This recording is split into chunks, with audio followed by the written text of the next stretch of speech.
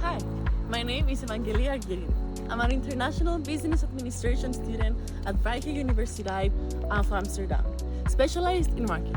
I have always been interested in how brands create awareness and what strategies are most effective. In an era of digital transformation, social media has become a primary marketing channel and has evolved into an industry of global magnitude. Marketing is multidimensional. It touches upon identity, ethical considerations, community values, and cultural habits. It is a key to a strong reciprocal relationship between the brand and the consumer.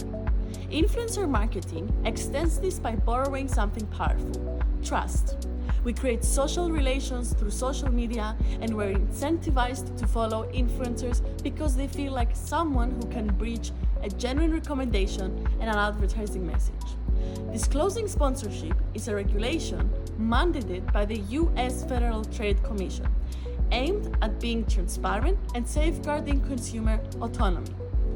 It comes in the forms of sponsored related hashtags or an indication of paid partnership.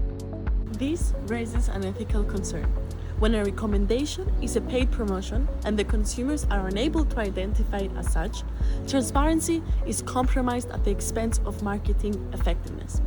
This is especially relevant for audiences who may not be familiar with influencer marketing or may struggle to recognize when the post is sponsored. This is where my thesis comes in.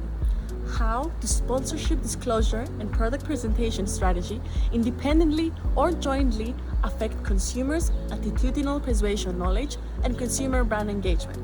And to what extent does cultural orientation, individualism, or collectivism moderate the effect of sponsorship disclosure on attitudinal persuasion knowledge and consumer brand engagement? To clarify the constructs, attitudinal persuasion knowledge is how people emotionally evaluate a persuasive message. Here's the influencer post. Consumer brand engagement is how much they want to interact with the brand. And process-oriented presentation is a step-by-step usage of a product, and outcome-oriented presentation, it just illustrates the final result. Hofstede's cultural dimension of individualism and collectivism was set as the moderator for the study. Key findings: none of the predicted hypotheses were supported. However, only the interaction between disclosure and presentation on consumer brand engagement approached statistical significance, suggesting this may warrant caution.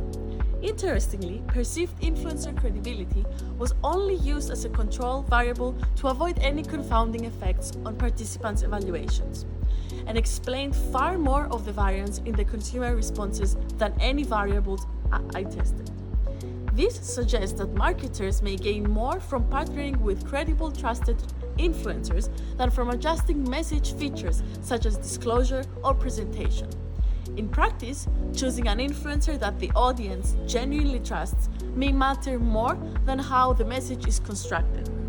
As a future professional, this shapes how I would approach campaigns, focusing on a credible partnership and treating transparency not as a threat to engagement, but as a practice that can support it.